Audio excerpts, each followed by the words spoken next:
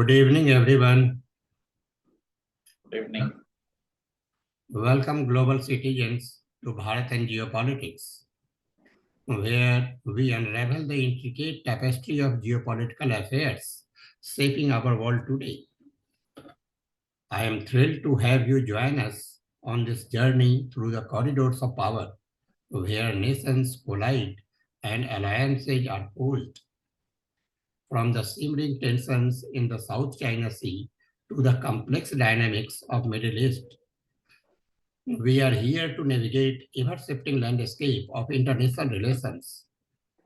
In each episode, we will delve into the heart of pressing issues, exploring the geopolitical chessboard with expert analysis, insightful commentary, and thought-provoking discussions.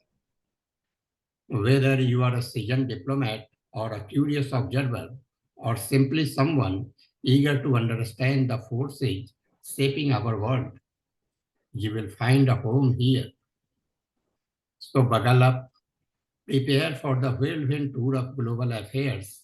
Together, let's unpack the headlines, challenge assumptions, and uncover the untold stories behind today's geopolitical tensions. Welcome abroad. Join us in welcoming our distinguished speaker, Mr. Umesh Agrawal, a geopolitics observer. Welcome, Umesh Agrawal ji. Welcome to the Creative Sagittarius. Thank you. So, Umesh Agrawal ji, I have seen your post on LinkedIn that you have given on the geopolitical situation today. So, we see that in the world, two conflicts are going on for a long time, Russia and Ukraine, and Israel and Hamas. I have seen the post, and I am very curious to know from you. You call them engineered conflicts. So, from your opinion, these conflicts, as you have said, are scripted. So, I'd like to have you comment on your viewpoint actually. Sinaji, just I would like to say that 2 years happened on February 22nd, 2022, the Russia-Ukraine war started. And since 2 years, we have seen that Russia is taking piece by piece of Ukraine. And many people have stated that Russia has lost the war. They have lost too many of the soldiers. The economy is suffering. Lot of Western propaganda is going on. But on the contrary, if you see, the Russian economy is performing well. It is the latest IMF figures that their economy is scheduled to grow by 2.6% this year. I see. And if you see, Russia is having the largest stockpile of nuclear weapons in the world, something like 6,500 nuclear warheads. America on record has 5,850. So Russia has more nuclear weapons in their armory than United States. In 2014, they were able to occupy Crimea just in a night. Okay, this is by sheer power and force, and the entire G7 were just left mocking. They were just protesting, but nothing. It does not affect Russia. Okay. Now, if you see, the most USA has done a body blow on Russian economy by confiscating $300 billion of the dollar-denominated foreign exchange reserves. It is like they have confiscated your money and they are now providing the same money as aid to Ukraine in their effort to fight Russia. So Russia knows how to play the war to its advantage. And if you see, during 2022, the price of crude was around 40 to 45, and suddenly today it is $90. So the extraction cost of Russia remains the same. The units they are selling is 20% less, but they are raking up more amount of profit due to this war. It is just not crude, but every other natural resources across the world have risen like anything, be it food grains, be it nickel, aluminum, uranium. Russia is the world's richest country. I think many people will be disagreeing with me. But I believe that Russia is the richest country in the world. But you see the landmass of Russia. It is the largest country in the world, and the population is around 12 crores. The debt to GDP is just around 20%. And the Russian economy, Russia is bestowed with lot of resources. And these resources, if is valued to be much more than, it is considered to be much more richest country on the world by holding of these commodities and reserves. Yeah. And yes, I would like to add one more thing. There are deep unexplored rare earth minerals resources in the Arctic. Arctic is melting. Earlier, it was like 9 months in a year, it was used to be covered by ice. But today, due to global warming, the duration has reduced. Russia has high-speed icebreakers in the Arctic where they break the ice to navigate the ships. And if Arctic becomes navigationable, then Russia will be able to reach Europe in no time. And the fight for Ukraine is actually to regain the country. Russia, Ukraine was attacked. The Baltic countries, Finland, Norway, and Sweden, they have joined NATO. And if you find now, the NATO forces are there in these three countries. And there is a Arctic club in which there are around 6 to 7 members, apart from the Scandinavian countries, Norway, Sweden, Denmark, Finland, I think Canada, USA, and Russia are the part of this of this club, considering the long borderline they have in the Arctic. But Russia, due to its size, has around 75% of the coastline of Arctic is with Russia. And the estimated reserves in the Arctic is around $45 trillion. Okay. And Russian economy is valued around $2 trillion today. And if you see in the war also, they have used war by profiteering. The war actually spiked the prices of natural resources across the globe. Yeah. And this has helped Russia to grow. And even they have, what do you say, they have earned more than the confiscated $300 billion in the 2 years. So Russia has played this war very smartly to its advantage. And they definitely like to have this, what do you say, a slow and steady war. If they want, they can just conquer Kyiv in, I think, maximum 12 hours. The type of the weapons they are having, they have not even enlisted anything. They must have just, what do you say, using the junk ammunitions in the Ukraine right now. And if you see, right now, every other country in Europe is facing the pressure. Now, coming to the point, why I say America and Russia have scripted this conflict. It suits them also. If you see, Europe was getting very much aligned with Russia before the war. They had the Nord Stream gas pipeline.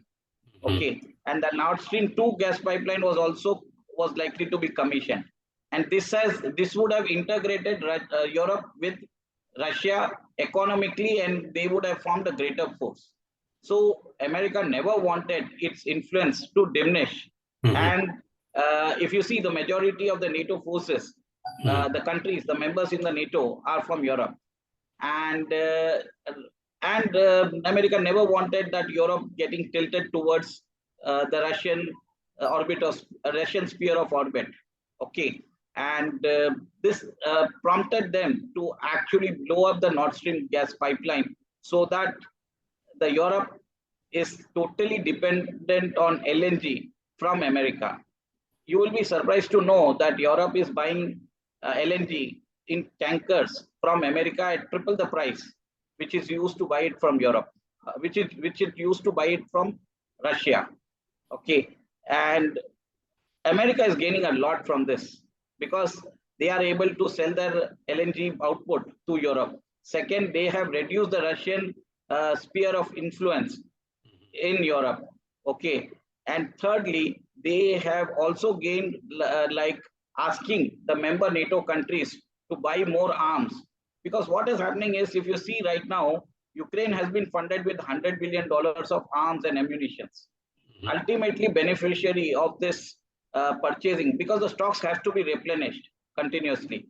And who benefits from this purchase? It is the American industrial complex. The types of Boeing, the types of Raytheon and the top 5 military industrial complex companies, they are actually benefiting from this war. So ultimately, if you see right now, Russia has made up its deficit. The sales it used to make from Europe, it has compensated it with supplies to China and India. And while China was allowed by the West to buy Russian oil, India was pressurized, if you see. But yes, we can say that that was a famous statement by Jaishankar, where he said that the Europe thinks that their problem is the world's problem, and it's really caused large-scale animosity in the West, because the first time they were seeing the Indian foreign minister ripping the world apart. And so what I would like to say this, in these two scenarios, only two countries have gained in this Russia and Ukraine war. It is Russia and America. Okay, both have dominated. Everybody is saying, many geopolitical experts are saying that China is becoming the elder brother and Russia is a junior brother. But frankly speaking, Russia does not need anything. Okay, it is bestowed with lot of resources. It is bestowed with food security also. It has a sufficient weapons industry. And second, certainly, if China would not have supported, there would have been some problem. But a greater problem is for China. China is dependent on Russia for its needs. They need gas, they need crude, they need the materials, they need the Russian technology also. So Russia has made China dependent on them. Why China is actively supporting Russia. So now you see that China and US are now at loggerheads. They are considering imposing trade sanctions and other things against each other. And you also know that Biden administration has imposed semiconductor sanctions on the semiconductors to be sold to China for possibly being supplied to Russia during the event of war. So if you see right now, both Russia and United States both have gained immensely. So I believe that this is a scripted war. With the type of nuclear arsenal Russia has, the military might, the missiles, even our BrahMos, we see say so much that has come from the Russian technology. So Russia has much more faster missiles than BrahMos as well. And so if you see right now, Russia is the most powerful country militarily, but economically it is not so much powerful because its GDP is low. But apart from that, I don't think so. It is exporting raw materials, natural resources across the world. For food security, you need Russian permission. The wheat, sunflower oil, everything is now dependent on Russian approval. Okay. If you see even the nuclear weapons, the nuclear uranium is being bought by America from Russia. So it is a type of a very hot and cold partnership. And both the countries are maintaining and preserving their sphere of influence. This is what I would like to say. And now I am coming to Israel and Hamas. Okay, first of all, you see on October 7th, the war started when 1,200 Israelis, Jews were killed by the attack of Hamas. Okay, Hamas is, for years, I would like to say Hamas is a militant extremist organization which believes in violence, and they have sworn to, wipe out Israel from the face of the earth. Okay, but still, Gaza is a 40-kilometer territory. Okay, and still Israel was providing all sort of amenities. People from Gaza were allowed to come to Israel, and they were allowed to work in that. And during that process, what they had done is they were actually collecting information of the flaws in the Israeli security system. And if you see the October 7th failure, where lot of missiles, lot of things were fired from Gaza, and it overwhelmed the famous Iron Dome system of the Israel as well. And Afterwards, you saw mayhem where women were raped and nakedly paraded on the streets. Israeli children, many people are not aware, they were put in the cages like animals, and they were kidnapped. Till date, around 45 women and children are untraceable. They are reportedly being killed. So, what I would like to say is the population of Israel is 1 crore and 1,200 people have died. Imagine India is 140 crores. Okay, if 1,68,000 people die in India, considering the population, the same metrics I replied, what will be the response of the government? Okay. Second, I would like to ask you one more thing. During the 2002 attack on Pentagon WTC, around 2,977 Americans died in that attack. What America did? In the 20-year-old war, they actually killed 300,000 Afghan citizens, and in that around 60 to 70,000 were Taliban fighters. Okay, so around 230 to 240,000 Afghan citizens were killed. And also, if you remember, during the Pearl Harbor attack, when the Japanese attacked during the World War II, around 2,541 Americans were killed, and America responded by dropping 2 bombs on Hiroshima and Nagasaki. So America lecturing the world and asking Israel to restrain, it's very difficult. Okay, and I do not support that Israel is taking so much of actions and other things. The Israel, I believe, have been very vindictive, and after they suffered a casualties of 1,200, they had started cleansing Gaza of Hamas. But in the process, around 33,000 innocent citizens were also killed. How many of them were terrorists, we cannot say, but assuming around 30,000 people were killed, and many, around 1 million have been displaced. So it is what do you say, a displacement of the people of Gaza. But I would like to ask you one thing. There are 2 organizations in Palestine. One is the Palestine Organization, which is a moderate wing, and another one is Hamas, that is ruling Gaza. And Palestine Organization controls West Bank, okay, which is being supervised by Israel. When Palestine Organization can coexist with Israel, what is the problem with Hamas? Okay, so this is a problem. The mindset is the problem, actually. They want to finish the yeah. I'm coming to that point only. Why I feel that this is a engineered conflict. The founders of Hamas, the leadership of Hamas, they are being what you say, they are being based in Qatar. Qatar is a close ally of America in the Middle East, and Qatar buys American weapons. Okay, and the second nation which buys American weapons is Israel. You know, the F-35 bombers, whatever it is, everything comes from America, and much of the American military-industrial complex is involved in supplying this American gizmos to both the parties. Okay, so I do believe that America America has the ability, has got the power to say the leadership of Europe, leadership of Qatar, to actually ask Hamas to do a peace treaty with Israel. But on the contrary, we see that nobody is talking about peace. Everybody is talking about war. Nobody is questioning the role of Qatar. Nobody is questioning the role of why Hamas is being sheltered by Qatar. Okay. And the third country which buys American arms in the region is Saudi Arabia. Okay. And everywhere, if you see, the common denominator is the American weapons. So Middle East is on boil. Okay. And one more thing, if you want to see, the oil is now priced in dollars. Okay. Any instability in the Middle East actually derails de-dollarization. Okay.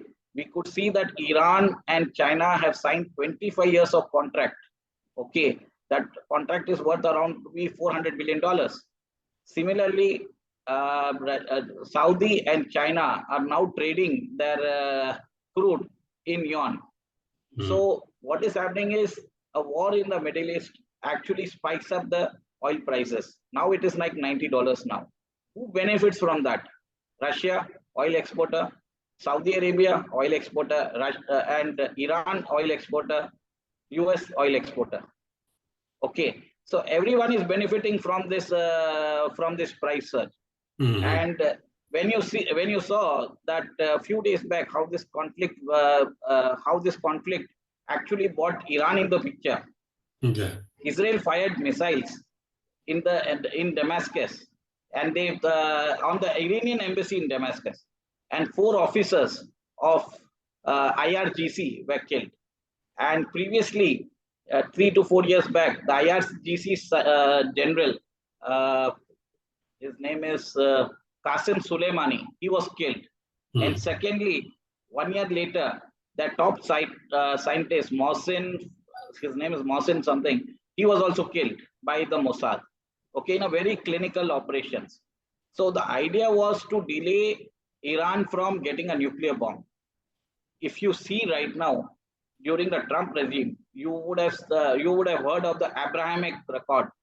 So this accord was generally designed that Arab states have a peace treaty with Israel, and considering the fact that many countries have signed the treaty with Israel, and Saudi Arabia was scheduled to sign the treaty as well. But suddenly, if you see, when Saudi Arabia was about to sign, this October 7th event happened, and the entire Arab world turned against Israel. Israel was made as an enemy. So somebody in the Middle East do not want peace to come. And clearly, if you see, the Biden administration is clearly responsible. They are sheltering, abetting, and engineering conflict in the Middle East to sell the weapons, to ensure that de-dollarization is derailed. So this is why I say that this is an engineered conflict which is designed to protect the interest of the American military industrial complex. It will not benefit the American people, but it will benefit the oligarchs who are ruling behind the system, and which Trump famously called them the deep state. And for the knowledge, I would like to say that deep state is just a group of oligarchs, a shadow group, which is existing and they exercise authority over each and every member in the US administration, and the people, whether it is Anthony Blinken or Jake Sullivan, everybody are working on their directives. So right now the US is in a listless leadership. Biden is just an incompetent president. I believe that. So what I can make out from this conversation, so after the dissolution of Soviet Union, the America became the sole power in the world, superpower, I mean. So since that time, I can say the Americans are playing a villain in the globe. So they are just working for their own interest, and no one is interested for peace and stability or for development of any other region of any other country. So if you satisfy the American interest, only then you can live with peace, or you can do whatever you are. I would like to interrupt here. It is not American interest. It is the interest of the American military industrial complex. Right. It is not in the interest of the people of America. Right. It is in the interest of the American military industrial complex. Both are different things. Yeah, right. I agree with you. But this case also applies to Russia, though for certain regions, Russians have not been so active in the global affairs after the dissolution of Soviet Union. But they have the power, and the military industrial complex is also the backbone of the Russian economy. Am I right? Yes, you are absolutely right. I told you Russia is using war to its advantage. Okay. Yeah. They are clinically and methodically benefiting out of war by creating shortages. Okay.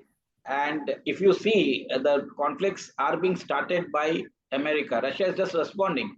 The classic case is the militarization of the South China Sea. Yeah. Okay, you remember in 2022, the then former speaker Nancy Pelosi, she traveled to Taiwan, and traveling by, she is the third powerful leader by resignation to travel to Taiwan. So she is giving legitimacy to Taiwan, which China does not agree. China believes in the one China policy, and it considers Taiwan to be its integral part. And that has angered China. But what China is doing from 2 years, they are sending their planes again and again. Like Russia wants to attack anyone, they just attack and they just capture the territory. China is not even able to capture an island in the South China Sea. You know why? Because if you see the Ukraine war, Russian resources of $300 billion were confiscated by the West. Yeah. Imagine if Chinese foreign exchange reserves in dollars are being confiscated. And we have already spoken in the last thing that this is the reason the diversification of assets by central banks across the world has led in the spurt of gold prices as well. Yeah. Okay. So what is happening is America is bent upon to militarize South China Sea, and also to, if you see, Philippines have suddenly become active, and they are trying to what do you say, stand against the Chinese influence in South China Sea. There is frictions which is developing. We are seeing a new group which is being formed, that is AUKUS 2. AUKUS is like a submarine a deal which happened between Australia, UK, and US. And if reports are to be believed, there is an AUKUS 2 which will comprise of Japan, South Korea, Philippines, and Taiwan, Japan. All of them will be forming that AUKUS 2. And the idea is only one thing: to militarize the South China Sea, which is peaceful. And once it gets militarized, China will have to respond, and they will have to increase the defense expenditure. And one more thing, if you see the map of China, that 96% of the population lives on the east coast. That is 32% of the landmass. The rest 4% lives in the balance of 68%. And the type of infrastructure which has been developed right now, China is a $18 trillion economy right now, and US is something around 26 or 27 trillion. And China already has stated its aims to displace US as a number one economy. The Americans will definitely not like it. Okay. In the process of militarization of the South China Sea, what they are doing is they are making China to spend more on the defense. So what happens when you spend more on defense? You are not able to meet the aspiration of the people.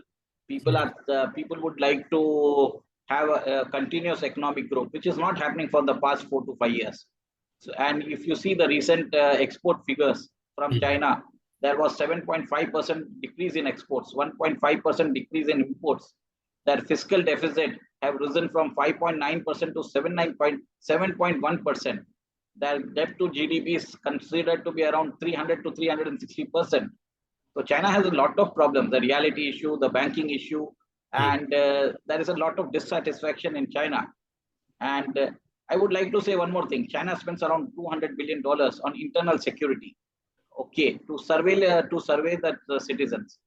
You know how much is the defense budget of India? The collective budget, it is around $80 billion. Yeah. So this is the type of thing China is doing.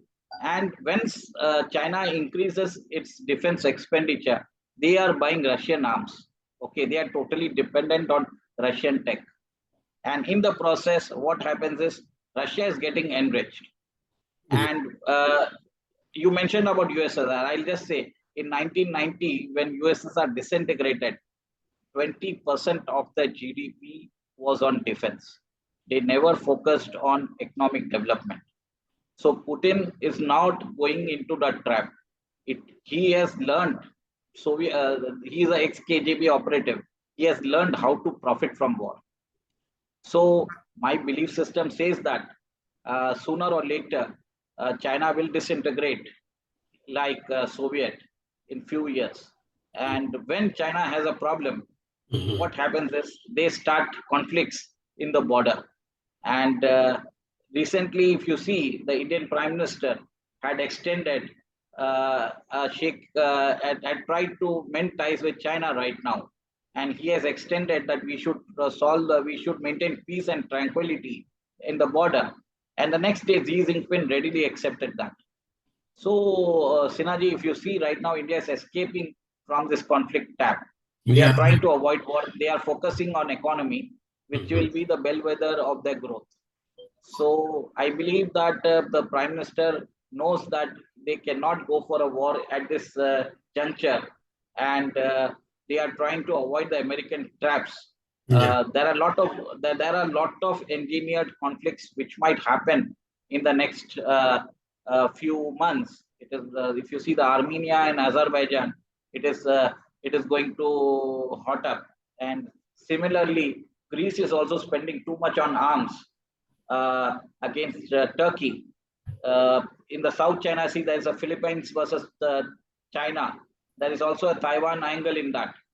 And few days back, when Iran was firing missiles against Israel, suddenly one person just woke up and he told that North Korea should be ready with its missile systems as well. So there's the Kim, the famous Kim. He also wants to have some fireworks.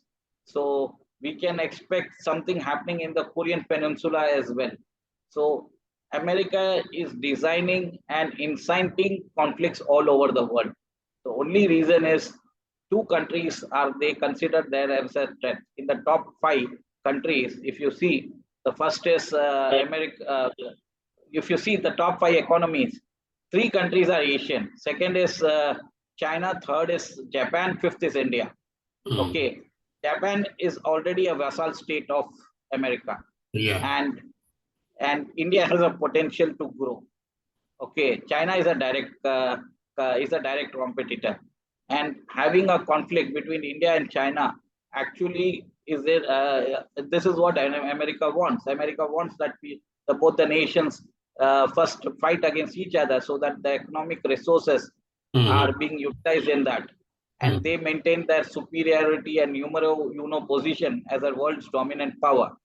So this is the reason. So what I believe right now, I can say that geoeconomics and geopolitics is not black and white. You have to read the shades of gray in between. What lies? What is a sinister objective that nobody says, and you will have so many theories floating around. But when we ask the right questions, you won't find any answers from any of the so-called research analysts or geopolitical analysts or people in high positions. Ask them any questions like that. They will not be able to answer that. Then I am curious to learn one thing. Actually, I have been speaking to the many geopolitics experts actually, and several people comment. Even I have commented on some occasions. We talk about a disintegration, like the Soviet Union disintegrated. So you talk about the disintegration of India, that disintegration of China. I told disintegration of China. You have said about China. I am talking about the others, the other experts. Whenever I have spoken to them, so so many people have different opinions. Someone talks about the disintegration of India, that the European and the Britishers have been saying right from the beginning, the time of the independence. You talk about the disintegration of China, and someone talks about the disintegration of USA also, because the USA, the economy, the way the geopolitics is movement currently, and the way the economy of the American is performing. So this is going down as the de-dollarization picks up and the business for America is going down. So there will be a pressure on the American government, American economy. And even the states there, they are hardly cooperating with each other, as someone told me. So which of these countries, according to your opinion, because only the large countries are going to be disintegrated. In the worst case, the USA, the China, India, and Soviet Union has already disintegrated. So which of the countries you seem the more fragile, most fragile? The most fragile right now, you have forgotten, is Pakistan. That will be the first country to disintegrate going forward.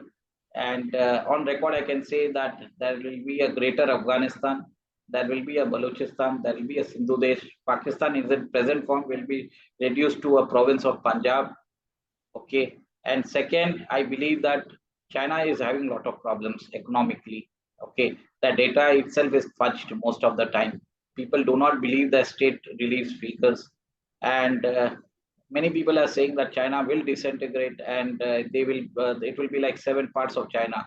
And due to forceful annexation by China, people are just waiting to just break away. It will happen in a jiffy. Like in 1991, nobody imagined Soviet Union will disintegrate. Okay. And suddenly we will see that someday it is going to happen. But yes, when things are going to happen, we will have conflicts in the border. So what happens is, when there is a problem in their own country, China uses this as a diversionary tactics. It used to work in the past.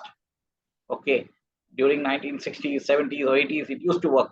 But right now, it will not be working because information travels faster than light nowadays. Yeah. Okay, and it is widespread and it cannot be controlled. Even after the Chinese have introduced surveillance measures and they have blocked the internet, they are controlling the flow of information. You cannot do that. Okay, so people are watching. The American people are also watching.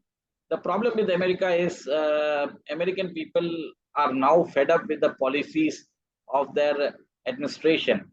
Nobody is working for the interest. We had Donald Trump, who said about make America great again. He asked the pharma companies there to reduce the prices. He asked that we should disband the NATO. Okay, we do not need to act as an international policeman. So this was not to the music of the military industrial complex. And you know what happened in 2020 presidential elections. There was a surge of people who attacked the Capitol Hill in support of Trump. So it was mostly a rigged election in which the Dominion voting machines were actually hacked. People say they were hacked, and the postal ballots were posted in such a way that Trump had to lose. And right now in USA, what is happening is they are allowing immigrants from Mexico to come and settle down in Republican-dominated states. So they are trying to win the elections by resettling the undocumented aliens, as they call it, the migrants. They call it them as aliens. So, and if you are and they provide you with generous facilities. Even a normal American taxpayer will not get that facilities. What these refugees or migrants or undocumented aliens they talk. Okay, so if you are able to sneak into United States, certainly you will be treated like a. Thank you for your time, Umesh Agrawal ji. We have less than 1 minute left. So अपने वापस आ जाते हैं. हाँ वापस आ जाते हैं. वापस आ जाते हैं. Okay. ठीक है, मेरे को कंप्लीट करना ही है. Okay. From the point. Yeah. Yes. Yeah, I would like to continue from the point we ended. So we were saying that as the Biden administration is trying to rehabilitate the immigrants, the asylum seekers, and the undocumented aliens, as they call. So right now, if you're in America right now, you will be provided with generous benefits. And as a taxpayer, you will resent it. So the basic aim is to ensure the defeat of Donald Trump in the 2024 presidential elections as well. But things are not going better in America. If you see Texas, the state of Texas have already started that they want to break from America. And the fault lines, which is clearly visible in the American society, it is not coming out in open, but there is a lying undercurrent. And during the 2020 Black Lives Matter, we could see an avalanche of protest that happened in America. And regarding people dreaming about balkanization of India, disintegration of India, there has been a repeated attempt which is going on since 1947 when the British left. Okay, they created the monster Pakistan, okay, which was based on two nations theory. And apart from that, you see that whenever the breakaway part of India, that is Pakistan, the Khand India, that is Pakistan, is now in tatters. Bangladesh is trying to reform itself, so they are comfortably placed. Okay, and which other country which has aligned with our adversaries, their economy is falling. If you see Maldives, last year Sri Lanka, Nepal is in problem. Pakistan is a total gone case now. So destiny is favoring India. Destiny, for humanity to survive, India will remain as a guiding torchbearer for the entire world. It is a spiritual land. This land is a civilizational cradle for the entire world. And there are a lot of forces who are trying to break India by if you see that missionaries, or if you see that previously many Muslim organizations which were created to actually fund activities to actually operate in India with the aim to weaken them internally. The Popular Front of India, the Students Islamic Movement of India, the Deobandis, they were operating fairly. But right now, the Muslims have also understood that they are being used as a political fodder, and they know that BJP means business. They are a known adversary rather than a person pretending to, rather than any party like Congress pretending to be a friend, but using them during elections only and forgetting them afterwards. And data has revealed that most of the Muslims have gathered maximum benefits during the Modi rule, and they are around 17 to 18% of the India's population. But the share in the central welfare scheme is around 30%. Also, the Muslim representation in bureaucracy has increased from 5% to 10% right now. So data speaks differently. And there is a most sort of integration. What Prime Minister Modi is trying to culturally integrate different communities, different linguistic people on linguistic lines, on national, on projecting Bharat as a civilization. And this is the reason I believe that our culture will bind together, and someday we will also find the dream of a greater Akhand Bharat, reformed Bharat, while will be taking shape in the years to come. On the contrary, I believe that we will be expanding our geographical boundaries, and many countries would be willing to merge with India. Okay, there might be a situation where there might be, what you say, a coup might happen to merge with India. So you have to wait. Some things are happening. It is very difficult to imagine, and people might dismiss as a conspiracy theory. But recently, if you see in Pak-occupied Jammu and Kashmir, people had actually demonstrated that they would like to merge with India, and they had demanded with the administration, because they know that Pakistan is not doing better, and the economic progress will actually demand many more nations while will be trying to deal with India. They would like to work with India, and this is the way I think we shall grow economically, politically, and our soft power will grow across the world. This is what I would like to say and definitely say this to people who say about this disintegration of India, Sinaji. This is what mostly I would like to say. Thank you. Thank you. Thank you so much, Mr. Agrawal, for your insightful information that you have provided. So this was all the question I had for today on geopolitics, the conflict that is going on Middle East, and the conflict that is going on in the Russian region, Russian-Ukraine war. So it was really very knowledgeable session, and we have learned a lot from you. So we are going to just wind up this session, and then we will be meeting again on some other issue. So thank you, viewers. Thank you for your time. So this was all the question we have. Please like the video and share the video to spread the knowledge. We will be meeting again soon. So thank you. Thank you. Thank you very much, sir. Jai Shri Ram. Jai Shri Ram.